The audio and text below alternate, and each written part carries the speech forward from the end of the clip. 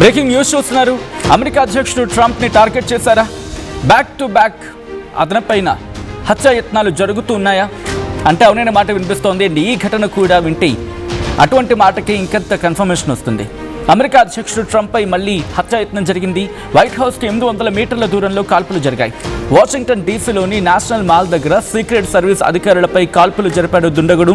కాల్పుల్లో చిన్నారికి గాయాలయ్యాయి. హాస్పిటల్కి తరలించారు అక్కడ అధికారులు. వైట్ హౌస్ సెక్యూరిటీ వెంటనే అక్కడ అధికారులు అప్రమత్తమయ్యారు. దుండగుడిపై అధికారులు ఎదురు కాల్పులకు దిగారు.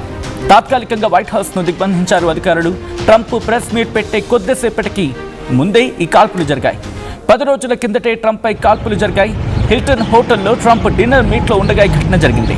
2 ఏళ్లలో ట్రంప్పై 4 సార్లు హత్యాయత్నం జరిగిందంటే అర్థం చేసుకోవచ్చు ట్రంప్ పెద్ద టార్గెట్లో ఉన్నాడు.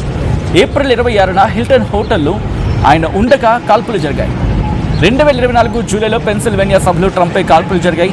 2024 సెప్టెంబర్లో ఫ్లోరిడాలో గోల్ఫ్ ఆడుతూ ఉండగా ట్రంప్పై హత్యాయత్నం జరిగింది. విజువల్స్ మీరు చూస్తూ ఉన్నారు. అక్కడ పరిస్థితి వెంటనే కాల్పులు జరిగిన ప్రదేశాన్ని కార్డన్ ఆఫ్ చేయడం జరిగింది. అక్కడ అధికారులు మీరు చూడొచ్చు, పూర్తిగా ఆ ప్రదేశాన్ని తమ ఆధీనంలోకి తీసుకున్నారు. అటుగా ఉన్న కొంతమంది వెంటనే పరుగులు పెడుతున్న దృశ్యాలు కూడా మీరు చూడొచ్చు. ఆ ప్రదేశంలోకి ఇంకెవరు రాకుండా పూర్తిగా భద్రతా బలగాలు ఆ ప్రాంతాన్ని తమ ఆధీనంలోకి తీసుకున్నాయి. వైట్ హౌస్ దగ్గర కాల్పులు జరగడం ఆందోళన కలిగిస్తుంది. వైట్ హౌస్ ఇప్పుడు హై సెక్యూరిటీ జోన్లోకి వెళ్ళిపోయింది. ఎవరైనా అటువైపుగా రానివ్వటం లేదు. మీరు చూడొచ్చు, పూర్తిగా భద్రతా బలగాలు ఆ ప్రదేశాన్ని కార్డన్ ఆఫ్ చేయడం జరిగింది. ఆ దుండగుడు ఎవడు, ఎందుకు వచ్చాడు? ట్రంప్ని టార్గెట్ చేసే ప్రయత్నం చేశాడా, లేకపోతే ఇటువంటి చోట ఘటనలకు పాల్పడి ఒక సందేశాన్ని ఇచ్చే ప్రయత్నమో, లేకపోతే ఒక అసంతృప్తిని వెలగకే ప్రయత్నమో జరుగుతూ ఉంటుంది. సాధారణంగా ఇటువంటి కాల్పుల గురించి మాట్లాడుకున్న సందర్భంలో అటువంటి అంశాలు మాట్లాడుకుంటుంటాం. ప్రస్తుతం మీరు చూడొచ్చు, సీక్రెట్ సర్వీసెస్ ఆ ప్రదేశాన్ని ఏ స్థాయిలో తమ ఆధీనంలోకి తీసుకునేది అనువనువుని క్షుణ్ణంగా గాలిస్తూ ఉన్నాయి. అక్కడున్న సీసీ ఫుటేజ్ను పరిశీలిస్తూ ఉన్నాయి.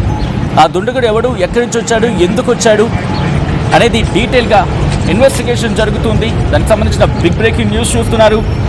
యునైటెడ్ సర్వీసెస్ సీక్రెట్ సర్వీస్ ఒకటే చెప్పుకొచ్చింది, ఒక వ్యక్తి కాల్పులకు తెగబడ్డాడని చెప్పి వైట్ హౌస్ చెప్పుకొచ్చింది. ఈ ఘటనలో ఒకరికి గాయాలయ్యాయి. ఇన్వెస్టిగేషన్ లాంచ్ చేయడం జరిగింది. Washington DC metropolitan police department ప్రస్తుతం ఈ కేసుని ఇన్వెస్టిగేషన్ చేయడం జరుగుతోంది.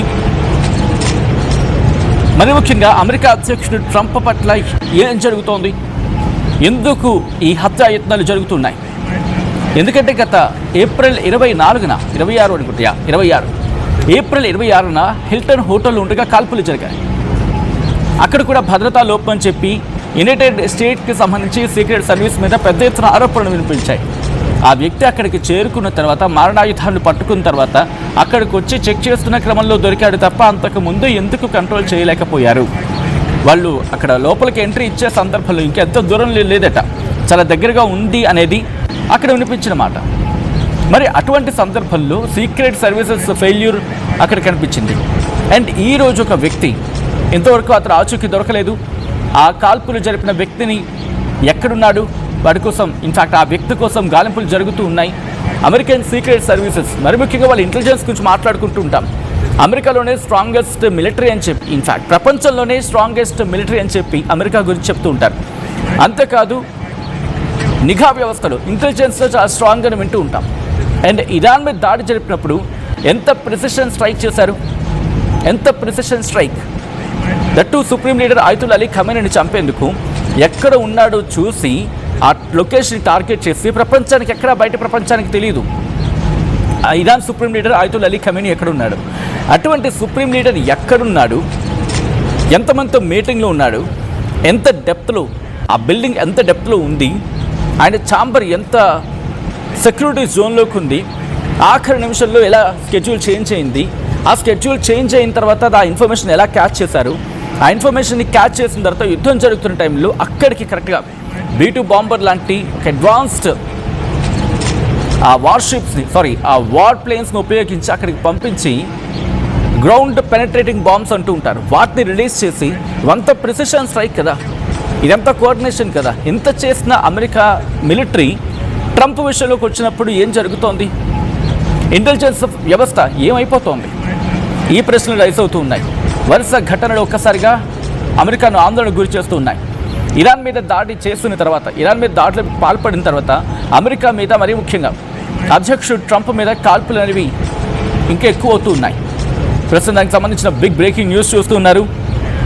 ఇప్పటికే Washington DC metropolitan police department దీని మీద ఇన్వెస్టిగేషన్ స్టార్ట్ చేసింది. అయితే ఇక్కడ secret service deputy director Matthew క్విన్ ఏమంటున్నారంటే, షూటింగ్ జరిగింది, ఒక వ్యక్తి ప్లెయిన్ క్లాత్స్లో వచ్చాడు, ఒక సస్పీషియస్ ఇండివిజువల్గా గుర్తించాం, అయితే ఇక్కడ ఆ వ్యక్తి మారణాయుధాలు పట్టుకొని ఉన్నాడనేది మా అనుమానం అంటూ కూడా అని చెప్పుకొచ్చారు.